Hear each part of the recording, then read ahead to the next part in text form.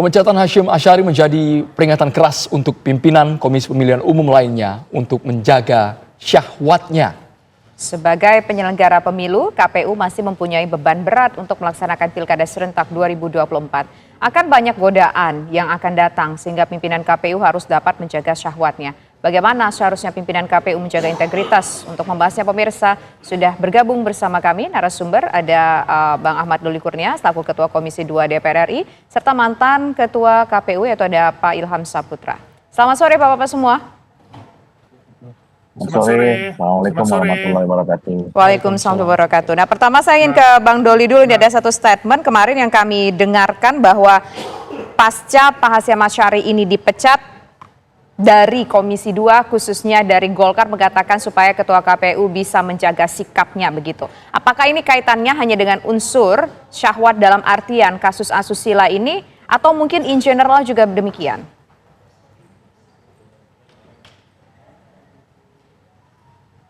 Bang Halo, Doli? Bang Doli? Baik, tampaknya ada gangguan komunikasi dengan Bang Doli. Kami akan mencoba kembali menghubungi beliau, pemirsa, dari Komisi 2 DPR RI. Kita menuju ke Pak Ilham. Pak Ilham. Ya, Pak Ilham, ini KPU kembali disoroti kali ini karena peristiwa pemecatan Ketua KPU yang berkaitan dengan kasus asusila. Sebagai orang yang pernah juga memimpin di KPU, merespon peristiwa seperti ini bagaimana? Ya, saya kira penting untuk menjaga martabat penyelenggara ya. Jadi ketika kita menjadi anggota KPU, kita menjadi ketua KPU, tentu kita tidak lagi menjadi sebagai seorang Hasyim Asyari, seorang Ilham Saputra, diri masing-masing. Tapi harus kita jaga dalam lembaga penyelenggara yang memang wajib untuk berintegritas, profesional, dan tidak bisa kemudian kita melakukan tindakan-tindakan yang amoral atau asusila gitu ya. Tetapi sekali lagi saya juga kemudian mengkoreksi diri sendiri untuk kemudian memastikan bahwa semua itu tidak terjadi. Karena keprihatinan kita saat ini adalah orang kemudian tidak hanya meragukan orang yang terkena kasus tersebut, tetapi juga meragukan lembaganya. Karena kita adalah bagian tidak terpisahkan dari lembaga tersebut ketika kita menjadi anggota atau ketua dari penyelenggara pemilu. Nah, ini yang harus kemudian dipahami oleh seluruh teman-teman KPU RI, KPU Provinsi, dan KPU Kabupaten Kota. Tapi seperti ini juga Pak Ilham, ini kan kasusnya berkaitan dengan personal yang tidak bisa dilepaskan dari jabatannya sebagai Ketua KPU. Bukan hanya mencoreng lembaga, tapi secara general juga semuanya dianggap negatif oleh publik, Pak Ilham. Betul. Nah, justru itu saya kira kemudian yang harus disadari ketika Anda disumpah menjadi anggota KPU ya, sekali lagi itu kan juga atas nama Tuhan gitu ya, tidak melakukan tindakan-tindakan amoral atau asusila gitu, tapi kemudian juga Anda tidak bisa lepas dari posisi Anda sebagai anggota atau ketua KPU. Dia melekat ya. Jadi seperti saya sampaikan, reaksi publik saat ini tidak hanya kemudian fokus kepada salah satu sosok yang bermasalah saja, tetapi KPU sebagai lembaga juga terkena imbasnya. Coba kalau kita lihat, ada juga orang-orang yang menyoal hasil pemilu, padahal tidak ada hubungannya antara hasil pemilu dengan etik yang kemudian terkena oleh saudara Hasyim ini gitu, tidak ada hubungan sama sekali. Tetapi orang kemudian akan melihat bahwa kok bisa hasil pemilu dilakukan oleh penyelenggara seperti itu misalnya. Nah, ini yang harus betul-betul dijaga, karena ke depan ini KPU masih punya tugas berat. Salah satunya adalah ketika melakukan pekerjaan yang diamanatkan oleh Mahkamah Konstitusi untuk PSU, penyandingan suara ketika pileg kemarin. Oke, baik. Sekarang kita ingin menuju ke Bang Doli. Bang Doli, pertanyaan menggantung saya tadi adalah Komisi 2 dalam hal ini juga di Golkar sempat mengatakan bahwa supaya Hasyim Asyari ini ataupun juga komisioner KPU ini, ketua KPU ini menjaga sikap. Menjaga sikap ini apakah berkaitan dengan peristiwa yang mengagetkan kemarin, putusan dari DKPP, atau in general? Ya, saya kira ini harus menjadi pelajaran ya buat kita semua, terutama para penyelenggara pemilu ya, baik di tingkat nasional, provinsi, kabupaten, kota, dan bukan hanya KPU saja, tetapi juga Bawaslu. karena mereka harus paham bahwa institusi yang mereka pimpin, yang mereka sekarang berada di sana adalah institusi penting dan strategis. Saya sering menyatakan mereka ini selalu berada tempatnya adalah di hulu, ya. Jadi mereka yang memproses semua yang sehingga menghasilkan institusi penyelenggaraan pemerintah selama 5 tahun.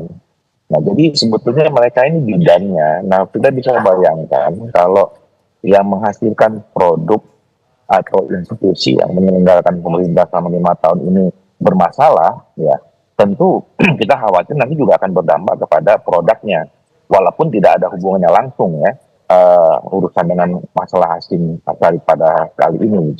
Nah, jadi dan kami sebetulnya sudah mengingatkan ya berkali-kali, bahkan sempat ada yang menyampaikan teguran keras pada saat rapat-rapat di DPR.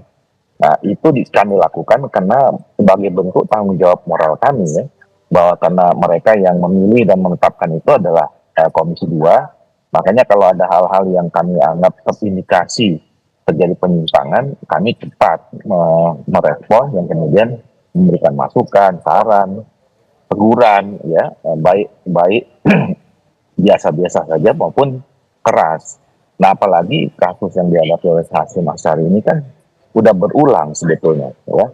Kalau bicara tentang pelanggaran etik, ya setidaknya ada, kalau tidak salah ada 3 ya. Ada 3 yang kemudian menghasilkan keputusan diperingati keras dan terakhir kalinya. Nah, untuk kasus yang seperti ini berkaitan dengan soal tindakan asusila, ini yang kedua.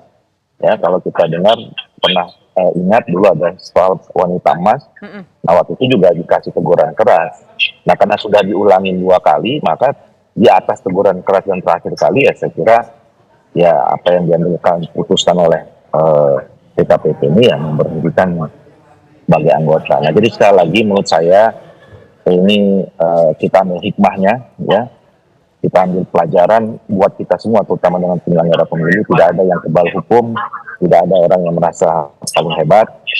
Semuanya bisa hilaf, bisa tersandung. Nah, oleh karena itu sekarang harus kita jaga. Di depan mata sudah ada pilkada serentak tahun 2024, tinggal beberapa bulan lagi, dan saya kira fokus kita ke sana saja. Bang Doli, tapi seperti ini, Bang Doli, Komisi 2 yang kerap menggelar uji kepatutan dan juga kelayakan terhadap pimpinan KPU merasa kecolongan tidak? Ada individu yang ternyata mengagetkan kita semua. Ya, tentu kita merasa prihatin ya dengan peristiwa ini, dan terus terang saja ya ini mungkin menjadi evaluasi buat kita ya, buat kami di Komisi 2 bahwa nanti ke depan mungkin harus lebih selektif lagi, kriteria-kriterianya mungkin harus ditambah ya, karena memang sebetulnya dari awal kami itu kan selalu memberikan catatan bahwa penyelenggara pemilu itu seharusnya selain punya teknik kepemiluan yang baik gitu ya, tetapi juga seharusnya mereka punya integritas, punya kekuatan etik dan moral dan seterusnya gitu. Nah, memang kan soal etik dan moral ini kita susah ngujinya ya. Dalam fit and proper test seperti yang selama ini kita lakukan.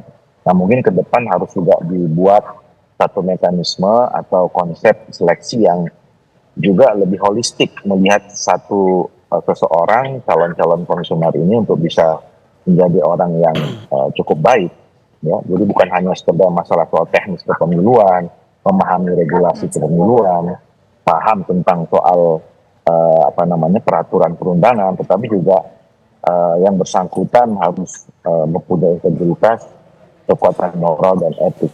Karena ini menjadi, seperti saya katakan tadi, penyelenggara pemilu ini lembaga yang strategis, karena mereka yang menghasilkan presiden, anggota DPR, seluruh DPD RI dan seterusnya, bahkan kepala. Ya, Bang Doli? Ya, tampaknya ada gangguan komunikasi dengan Bang Doli. Kita langsung menuju ke Pak Ilham. Pak Ilham, dengan kondisi peristiwa yang terjadi ini kan artinya integritas dari penyelenggara pemilu dipertanyakan. Bagaimana kemudian untuk menjaga integritas tersebut biar masyarakat bisa yakin? Ya, Saya kira KPU sudah melakukan tindakan yang benar ya dengan menunjuk PLT ketua yang sudah terpilih saudara Muhammad Arifuddin. Nah, ketua dan anggota KPU yang tersisa harus melakukan konsolidasi internal terlebih dahulu. Bahwa seperti saya bilang tadi, seperti Bang Doli bilang tadi, bahwa memang KPU ini punya pekerjaan berat ke depan untuk kemudian melaksanakan pilkada serentak pertama kali di seluruh provinsi dan seluruh kabupaten kota. Nah, kepercayaan publik terhadap penyelenggara pemilu tentu harus dijaga, walaupun memang pilkada ini nanti dilaksanakan oleh KPU provinsi dan KPU kabupaten kota. Tetapi pembuat aturannya, kemudian pertanggungjawabannya semua akan kepada KPU RI. Nah, oleh karenanya konsolidasi internal menjadi penting. Saya kira itu yang pertama dilakukan oleh anggota KPU yang sekarang, kemudian segera tunjuk ke ketua definitif, karena ketua definitif itu tidak harus kemudian menunggu PAW berikutnya, bisa langsung ditunjuk, agar kemudian konsolidasi internal ini menjadi lebih baik, lebih masif gitu ya, kepada KPU provinsi dan KPU kabupaten kota untuk tetap melaksanakan tugasnya sebagai penyelenggara pemilu dengan seperti biasa gitu ya, tidak perlu terganggu dengan kondisi sekarang ini. Karena memang sekali lagi ini walaupun yang dilakukan ini adalah oleh saudara Hasyim Ansyih, tetapi tentu tidak lepas dari bagaimana publik menilai KPU sebagai penyelenggara pemilu yang harusnya profesional, berintegritas. Terima kasih banyak Bapak Ilham Syahputra sudah bergabung di Kabar Petang. Sebelumnya ada Ketua Komisi 2 DPR RI, Bang Ahmad Doli Kurnia. Terima kasih Bapak-Bapak.